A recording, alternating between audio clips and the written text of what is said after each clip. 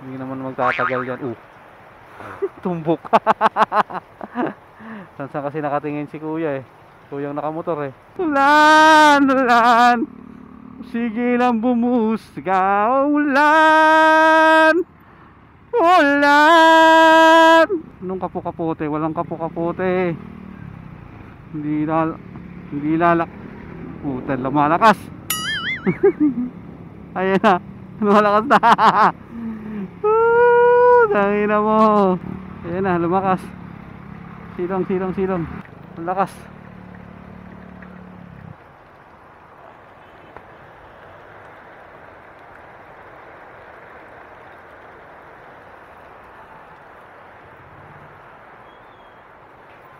Lumakas. Shit. Ayun na, dilim dun oh. Ayan yung kadiliman oh. Grabe yan oh.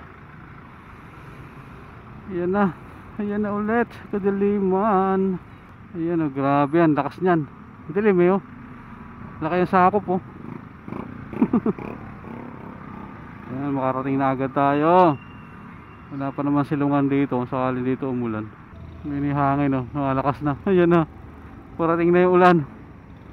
Ina. Hindi pa tayo makatawi dito. Wiset. Yan na. Damdam mo ba ang simoy ng hangin? Malamig na, malamig na, papalapit na ang Kapaskuhan. Yan na, dilim na dito. Tangina, yan na yung ulan na yun na. Ay, shit eh, aabutan pa. Yun, nakawala din. Yan na, pakadilim oh. Tanyan. Yan na, yan. Dito na yung dilim. Ayun oh, grabe naman yan.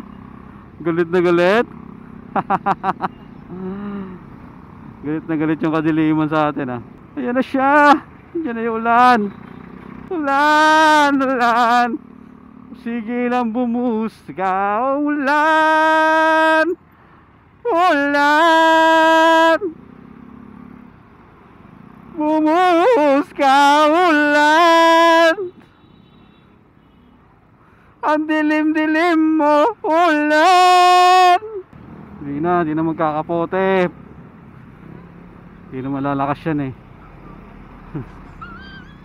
Anong kapo-kapote? Walang kapo-kapote. Nice. Hindi lalak.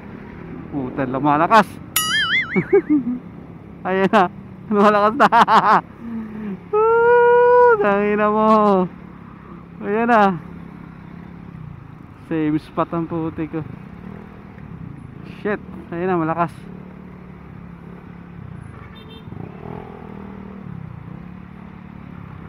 Ayan na, lumakas. Silong, silong, silong.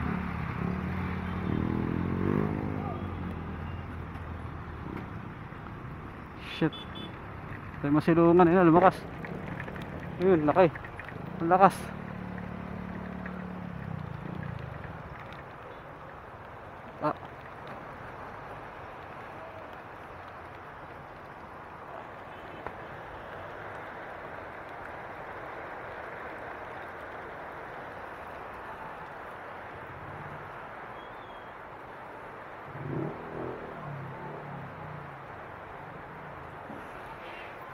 Lumakas.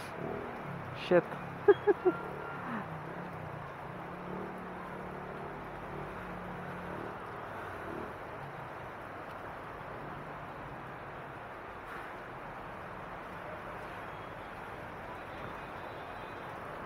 Lumakas, lumakas yung ulan.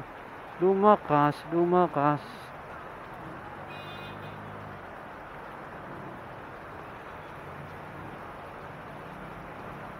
Ngayon na. Dito tayo sa imbakan ng mga plywood. Sumilong. Dito yan sa may saan ba to? Quirino Highway. Ano ba ano to? Bagbag ba to? Bagbag o ano? Nato mo daw magkapote. Mabasa lang. Ayun, basang-basa sila kuya. Hindi nakapagkapote. Pero titila na yan kasi ang dilaw, ang linaw na dun Hindi naman magtatagal yan. Tumbok. Saan kasi nakatingin si kuya eh. Kuyang nakamotor eh. Ayan na. Oh. Natumbok yung bike. Yun na, linaw na rito. Kanina ang dilim eh. Naibuhos na. Tayo po ay nagre-report dito sa Quirino Highway. Lumakas po bigla yung ulan, pero ayan, tila na kasi inanod na papunta rin yung ulap. Kanina kasi napakadilim ng ulapan kanina habang sinasalubong natin. Kaya ayun, natin na tayo naabutan ng ulan. Tila na, ilang minuto lang naman yung ulan na yun eh. Diba, kung nagkapote ako, sayang yung kapote nabasa din.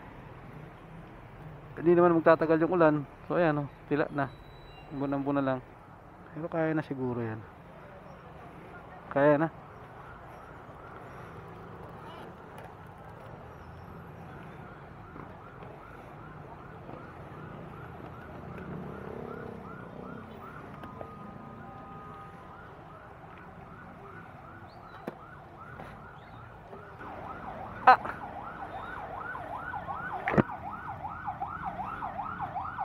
Yan, huminto na kung ano na yung ulan. Op, kumusta ka naman dyan? Yan, tumila na yung ulan. Ay, may ambon pa rin, ambon pa rin. So, kaya sukurin na natin to kasi wala na rin naman ulan na ibubuhos. So, ambon na lang naman. Kaysa ma-stranded tayo dito sa part na to na nagbabaha. Sakaling umano pa eh. Pero wala na rin naman linaw-linaw na. Kanina napakadilim eh. Habang papalapit at sinasalubong ang kadiliman. Hindi tayo bumabaha eh. Ano na agad. Laman na agad. Saglit lang na ulan eh. Kabilaan may laman na. Yo, diba? Hinantay ko lang na tumila yung ulan. Safe yung kapote ko, hindi nabasa. Diba?